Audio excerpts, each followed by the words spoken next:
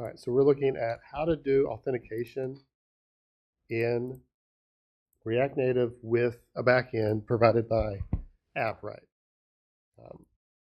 So on the whole, this is going to be much easier than if we had to make our own backend. And I think this is such a common component of so many apps. This is worthwhile. So this, whatever you're doing, you may need a login system. So here's an example of how to do it. And I'm going to try to do this in a follow along kind of fashion because I do think for whatever the last homework or two or project is in this class, it should have authentication. I'm going to build it on top of my super incomplete social club app, which I don't even think I have any social club information in it. It's basically just the starter app for React Native. So I'm going to log in, go to my AppWrite console, to the app that I've already created. That's this FHU Social Club app that I put in New York. Okay, and I am doing this based on their documentation, which is they have this a tutorial here for React Native that shows the basics of how to set up a React Native app using several of their services. I've also found, wait, that's the same thing. Maybe it's not. I also found ChatGPT gave me another version that is a little bit more complex. So I thought I'd start with the simple one, then maybe improve it. And it builds on top of what we learned last time, which is creating a context for authentication that allows that information to be shared with everybody. So context is the React tool that is appropriate. It's like the tool that we need to share this bit of global state with everything in the app. So first, let's set up our AppWrite stuff. So create the app. We've already done creating the app, right? This is create Expo app. That's what we did, right? Notice these two libraries that they want us to install, the React Native AppWrite and React Native URL polyfill. I'm going to copy this line. Oh, I see, if this matters. This is npx expo install, so I guess these are particular expo packages. Maybe installing an expo may be different than just doing npm install. So that's a slight difference that I see from what we've often done. So I'm going to paste that. So it's npx expo install, and then the React Native AppWrite and React Native URL polyfill.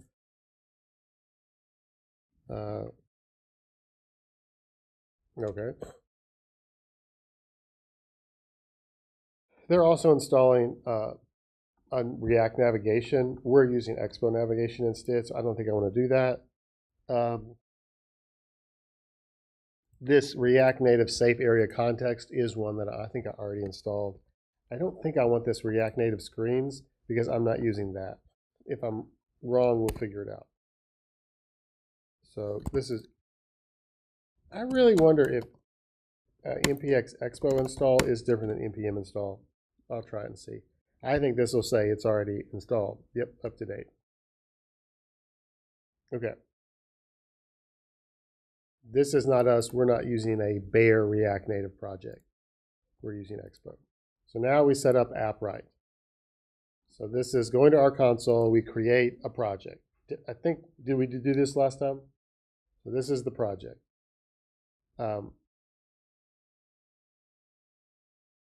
We're going to add a platform and add Android. Oh, that's bad grammar. Add a Android or Apple platform with the package bundle ID.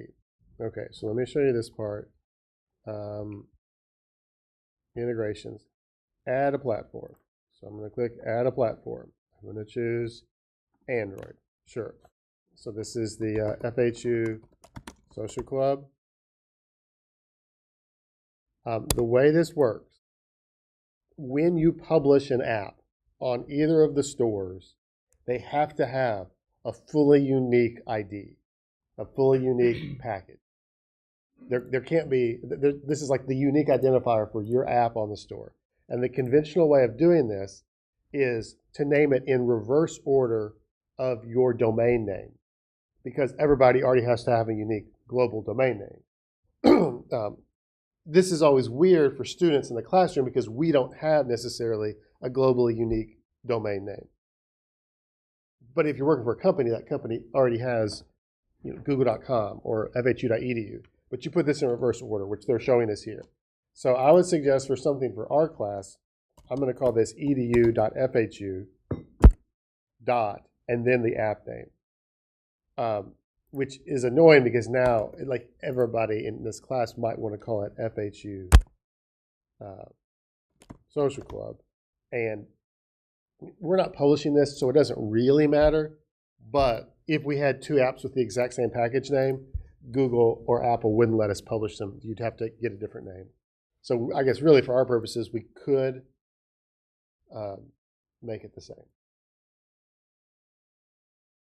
I'm sure this is like a URL, meaning you've got to have URL safe parameters, URL safe characters. You can't put spaces and stuff in here. Let's see what if this works. Okay. All right. This is not where I am. This is what. Okay. So they would like us. Oh, hang on. I'm doubting everything now. Skip. Go to dashboard. I should have said React Native. I'm a dork. Let's. This is if you were creating an Android specific app. Let's see. I'm going to do React Native, which basically says do the same thing for both of them. But then it'll probably manage it together. That bothers me. I'm going to, can I delete this? Surely I can. Yes. Delete. Sorry. Rewind this. Pretend like this never happened. I'm going to add a platform, React Native. So I can put the name of my app, and then again, edu.fhu.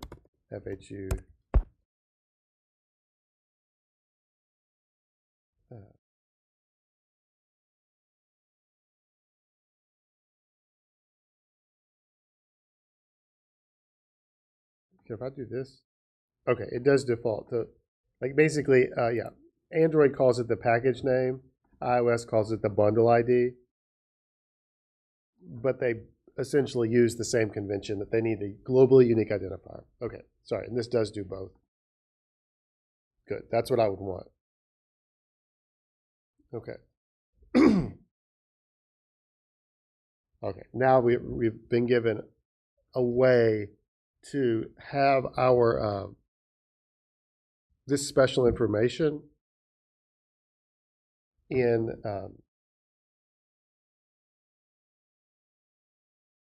they're embedding this in, they're suggesting we do it in an environment variable file. I don't think any of these things are actually a secret. So I'm not going to put it in an environment file. I'm going to do what ChatGPT did, which is just put it in a file. Okay, but this is special. These bits of information, especially the project ID and the endpoint, are going to be essential for whenever we want to do something with our project. And mine's, of course, different than yours. Specifically, this number is going to be different.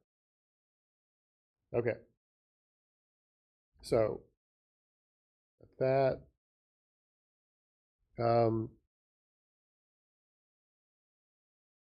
This says you need to find our project ID. Isn't that? Yeah. So you can always get to your project ID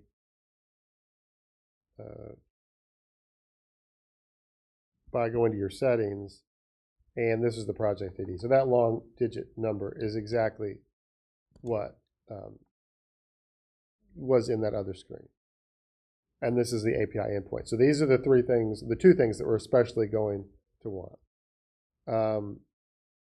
Okay. So Now we're going to make a file kind of like this that sets up the AppWrite connection for us. They put this in some file called AppWrite.js under the lib folder, is their suggestion. I like lib, but we're going to do it be in TypeScript. Okay, so back in our project, is this big enough? Do you want me to go light mode? Can we see it okay? Oh, not that. I'm going to create a new folder in the root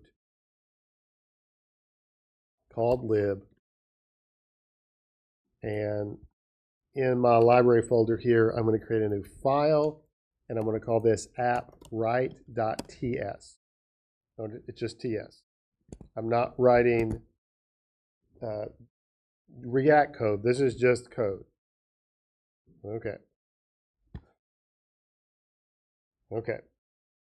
Are you ready? I'm going to import some stuff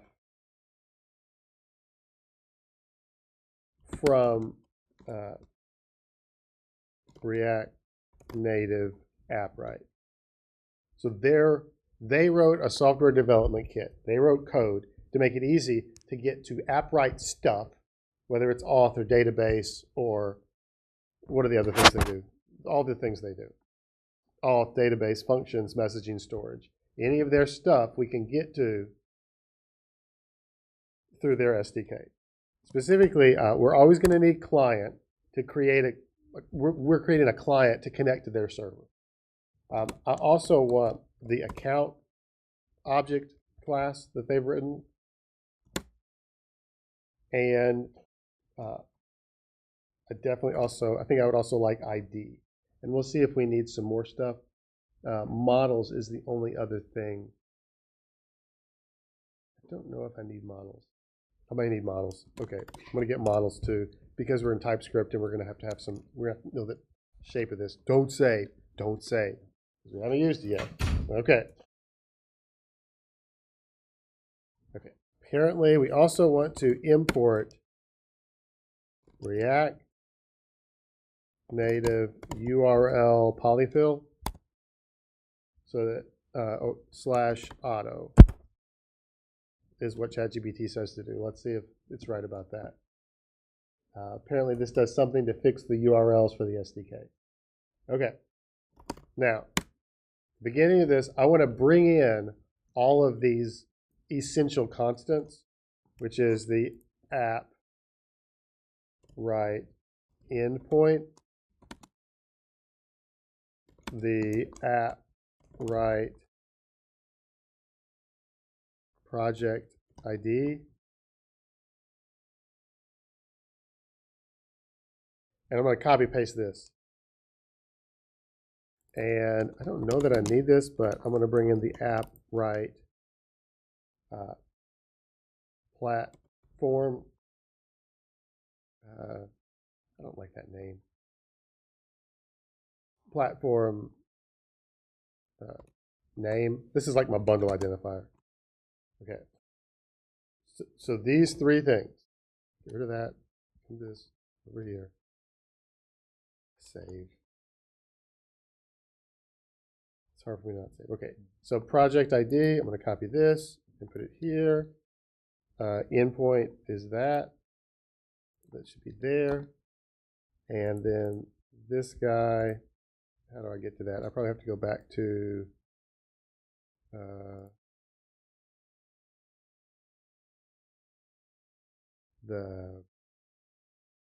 I remember what it was.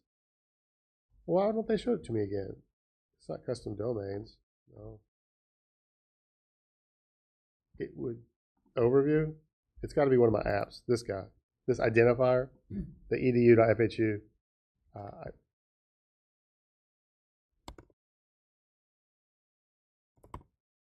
I see. Okay. And this is essentially the same thing that they're doing here. You see this? I think we've done it better. Okay, so what we're building up to is we're going to create a client object, and that client object, when we create it, we need to set its endpoint, set the project ID, and set the platform. Okay. So you like really you'd rather copy paste this. So down here, I'm going to say const client is equal to a new client. And on this one, I'm just going to chain the methods right here. I'm going to say dot set endpoint. And the endpoint is my AppWrite endpoint. You with me? And I'm going to set the project and the platform. So set the project to my AppWrite project ID. And I'm going to set the platform, apparently they call it platform, to the AppWrite platform name. So I have now kind of, I imagine, created this client object that can fully and correctly connect to the right project on the back end of their system. I don't understand what security is in place here unless that endpoint really is, the project ID really is a secret. I don't see how it's a secret though. Okay. Next, I would like to say const little a account is equal to account. So I'm creating an account object to connect to the account authorization service, authentication service on AppWrite. And to do that, I just create an account and pass in the client. Oh, and of course, I need the word new, which I somehow skipped over. I'm writing Python.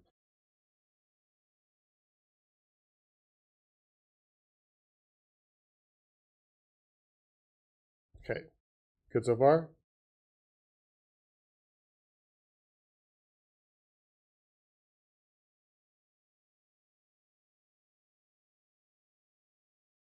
So now we have access. I guess you could go into account, the account object, and say dot, and you can see these are all of the methods that are defined in their account service. So we're creating things, we're deleting things, we're getting things. Let me see this list MFA factors. So they have a lot of functionality here. We can do multi-factor authentication, updating things. So those are kind of like CRUD operations. Okay. What I'm going to do is write a couple of functions that do the basic things that we want to do, which is the most simple kind of login, which is password, username, password, the simplest kind of registration, which is username, password, and getting the current user. Okay, so I'm going to have a function called register with email.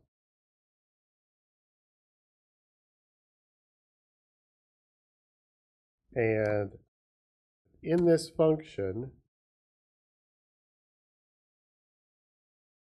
I would like to take in an object that has an email and a password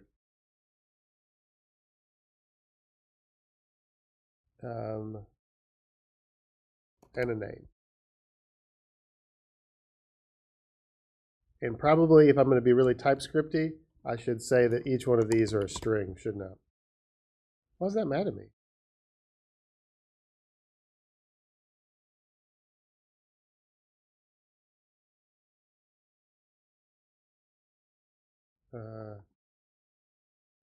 Hang on, let me.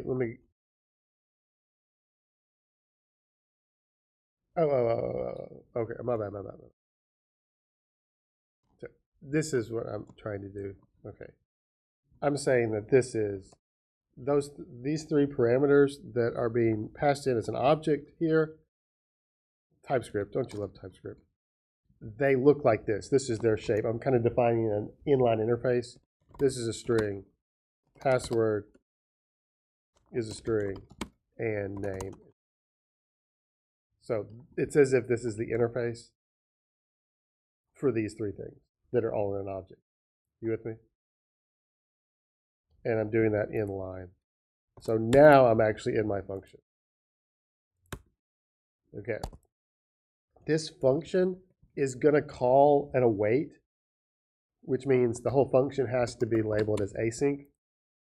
So I'm going to go ahead and put that up there. Here is the kind of one word, one line call here. We're going to await the account.create, just create. This endpoint allows a new user to register a new account in your project. After the user registration completes successfully, you can use the account/verification route to start verifying the user. Okay, I'm going to create, and what I'm going to pass in is an object, and this object is going to have a user ID, an email, a password, and a name.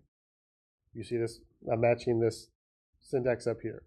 Expected, what they're calling a params object that has those four things. Okay. This user ID doesn't exist yet, and apparently the tricky, cool, clever way of doing this is we can use this, will it automatically do it?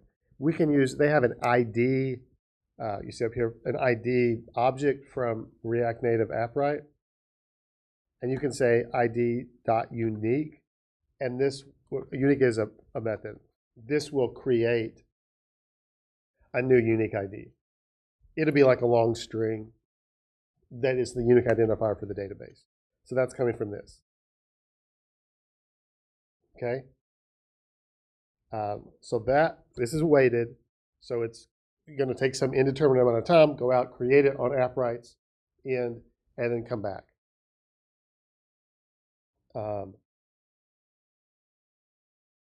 What we're going to do is, after we've created this account, we're going to log in as that user, which makes sense, right? After you create the account, you expect to be logged in. And the way that we do this is with another awaited function on account, and this is called create email password session.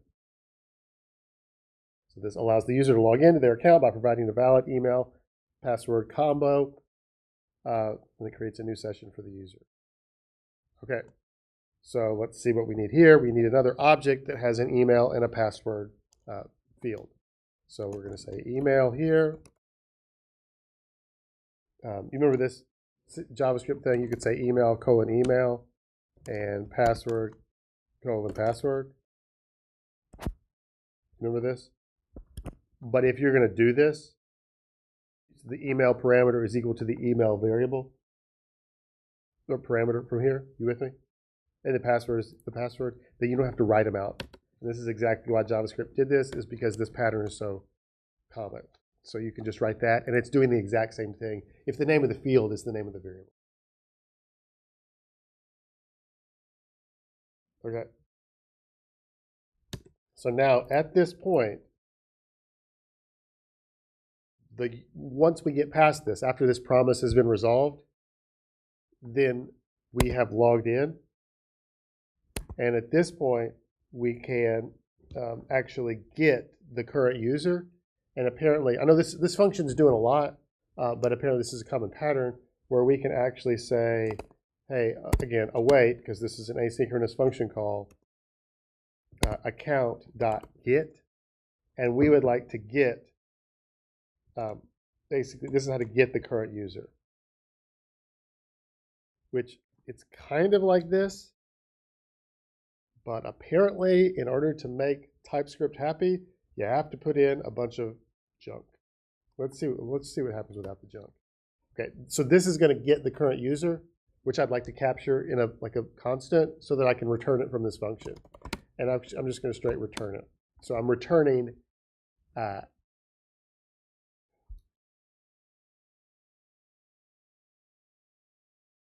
currently logged in user, which apparently is a that's what it's this is generic in TypeScript. This is a models dot. This is models from this. So this is an object of type models dot user, which is also generic in models dot preferences.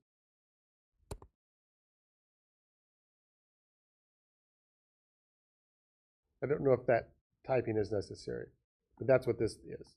That's the data type of that. Okay.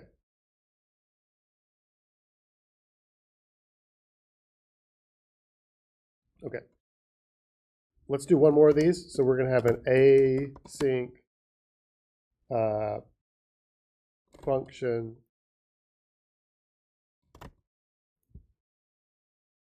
that is log in with email. And now we actually know how to do this. So we're going to take in an email and a password. And those parameters match this interface. There's email, which is a string, and there's password, which is also a string. And in this function, it's going to be really similar. It's actually just, it's this exact same line. Can I just copy paste this? So we're going to await, create email password session, passing that in. And that's await account.create email. And then I'm going to do this same thing. I'm going to return the current user object from this one. Yeah?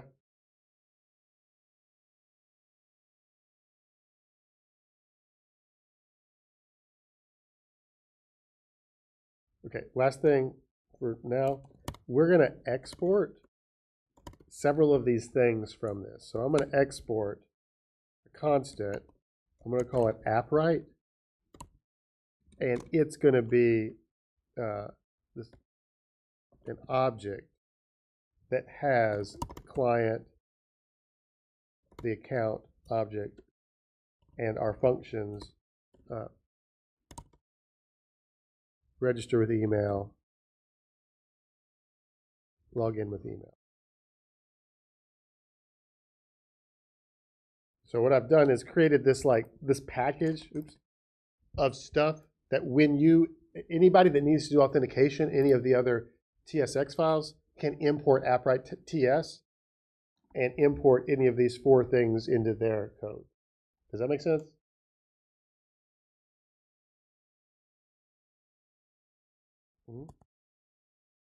Okay, so that's pretty equivalent to this.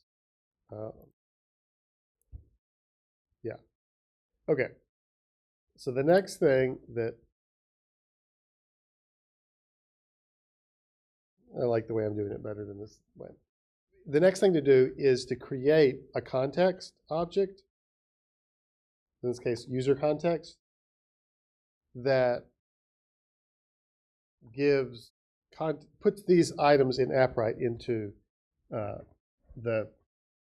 context, so that then we can wrap that context around our whole app for anybody who needs this information.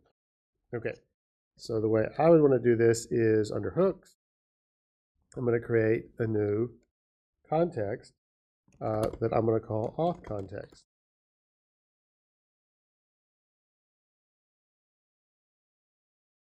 And I'm going to import several things, but maybe it'll help us if we just, an important thing here is I want to import the AppWrite object that I just exported from, is it /lib /lib /lib, there we go. Yeah, okay. Okay, so add is like the root of your project. So I want to bring in this object. I basically have written these helper functions and some objects, the account and the client, that I may want to use elsewhere. I may not have to though, actually, since I've got those functions. Okay, so we're going to have an auth context that's equal to create context that I do want to import from React. And within this create context, I'm going to say its default value is undefined. So it's, yeah, that's its default value. Okay, now we have this weirdness where we define the provider. So I'm going to export a function that is the auth provider. The auth provider. Do you have a slight memory of this from last time? The auth provider has, we're going to define the things that, like the values that we want to expose within this context.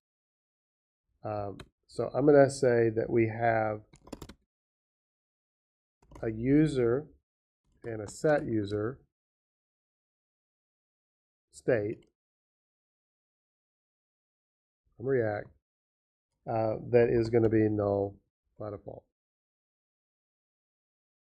And because this is a thing that we have to go over the network to do, you'll see this pattern all the time in React, that if we've got to load something over the network, then we often need to manage the state of, are we loading right now? Because if we're loading, if this thing is currently loading, then we can't show what we'd like to show because it's not there yet.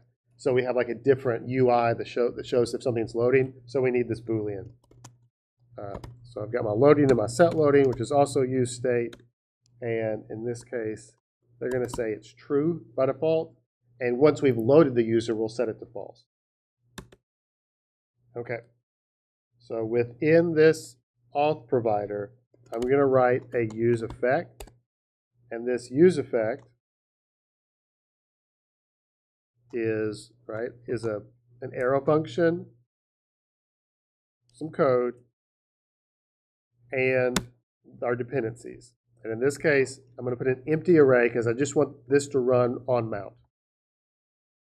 All right, what's in use effect here is I want to get the current user from AppWrite. That actually exposes a mistake that I made. Let's go back to AppWrite TS, and I'm going to write, I was hoping I could avoid this. We need another function. We have the components. I'm going to create another async function. So it's an async function, get current user.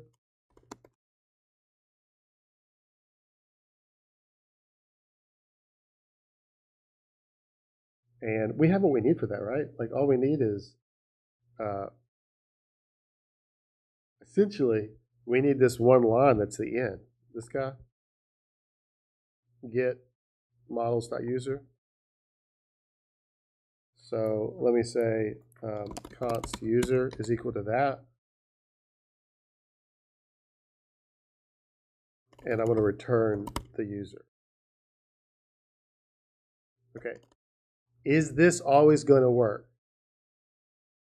No, it's only going to work if the user's already logged in. Yeah? Yeah. Okay. So I'm going to put this in a try block.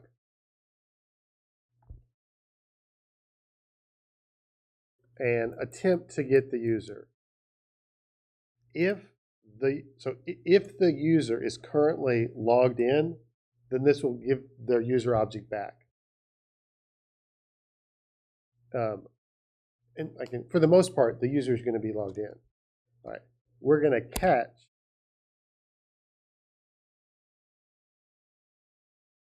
if this throws an error, an exception, an error, then I'm going to return null instead. So now I can get the current user or null to test pretty quickly, is this user already logged in on this device? That means I also need to return or export this function to get current user from AppWrite TS.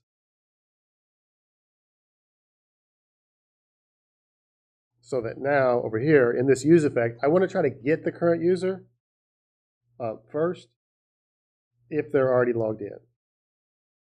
Okay, So for this, like the essence is I want to say const user is equal to AppWrite.get current user, that function I just wrote.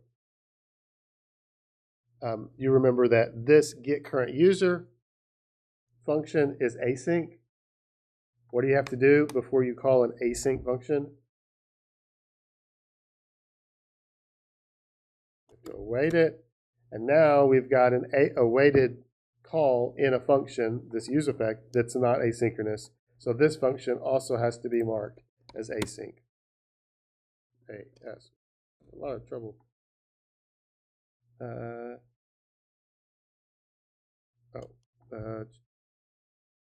on. I think I want to say, sorry, this is the first time we've seen this syntax. This, yeah, okay. Apparently I can pass this in as async, parentheses here, two parentheses there, and I need the arrow goes here, then the curly, then at the end this is closing that one,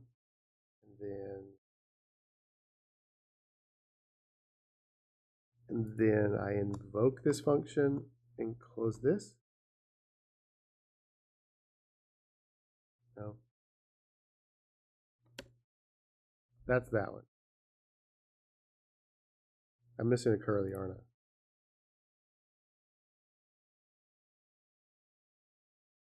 This, you see this new thing that we're doing. Oh, okay. So this was very heavy JavaScript syntax. I apologize. This is an arrow function that calls this async function.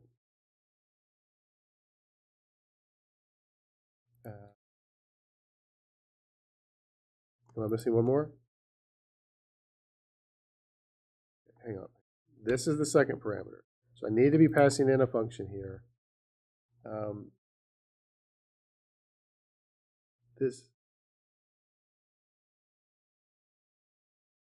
I have to do the curly first to close. Oh, was that there the whole time? I don't want that.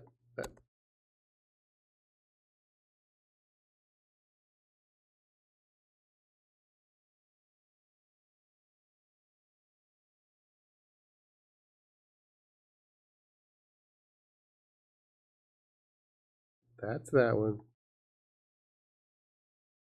You okay, Robert? It's a lot.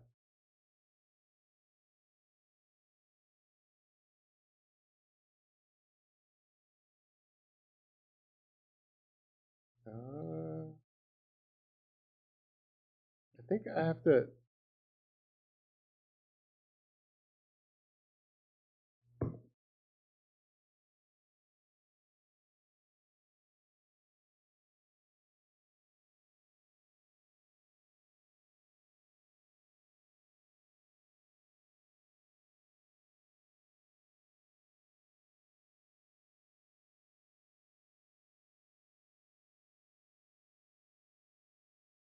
Hang on. This closes. I want this to close this. What? That's purple. So these are the lines that I'm executing inside this async function. This is the end of that. I'm missing a red. This is executing that async function. It seems like I should have one more there. That's what I want. The issue is literally like, I think is I need to run this async function. I'm invoking that. And I want to run that async function when it mounts. And I think this is the syntactic hoops you have to jump through to run an async function from a non-async function or something.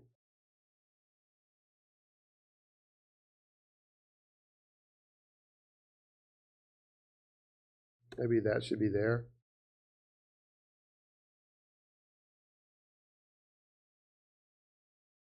Okay, so I'm getting the current user.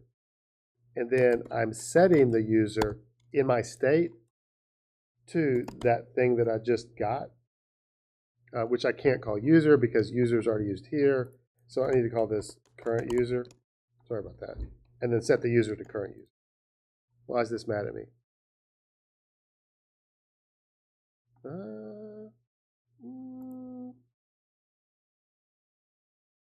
That's, I don't believe you.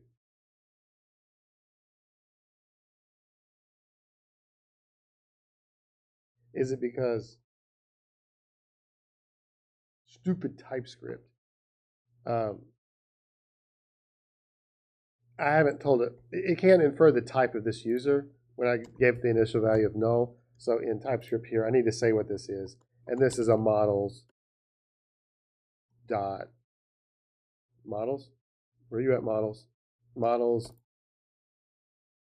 dot user that's generic in models dot preferences.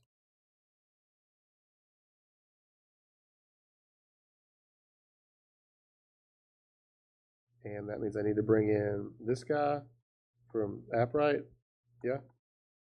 So now this can actually be one of these guys or null. So that allows that, and now that gets rid of this. So I'm saying this is the data type of this user. That's this super long thing. So this is an AppWrite. This is what they've called that model, that shape, that type. So we set the current user to that. And now finally, do you remember a long, long time ago, we set loading was true? So it's loading this whole time. Once we've done all this, we can set loading to be false. So now, if you've written code that's getting the loading and current user from this context to incorporate into your component, you can show something else while it's loading, and then you can show the current user if they're logged in. Well, that wasn't easy, and we are just getting started. All right, but this one's easier, I think. So that is the one that will automatically get the currently logged in user if there is one. Okay, I would like another function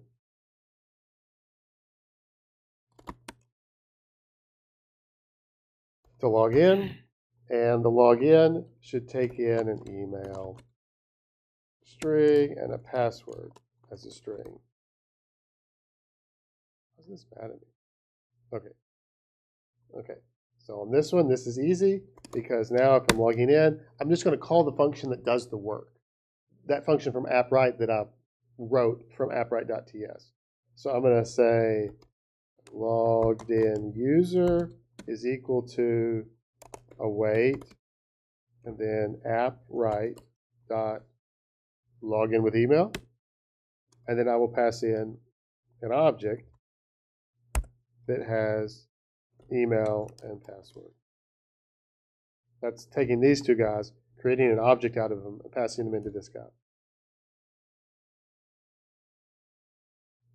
The other thing I need to do in this context is I've gotten the user out, I've just logged them in, but I need to update the user property of the context. That is the user state, this. You with me?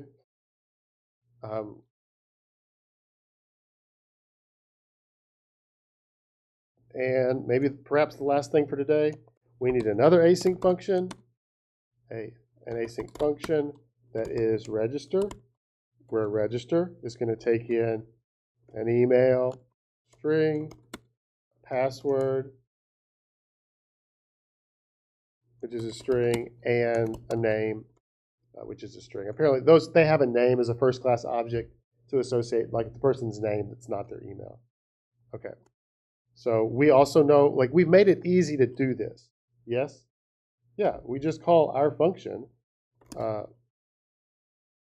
function was AppWrite.register with email.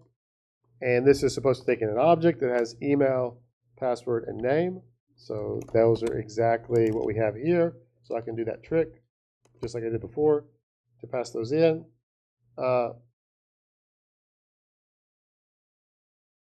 remember the syntax of this function?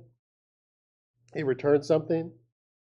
So it returns this new logged in user, which is actually the newly logged in user.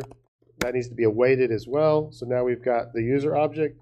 So if you have just registered, we also probably want to go ahead and log you in, which we just did. We need to update our state to make sure that it's consistent.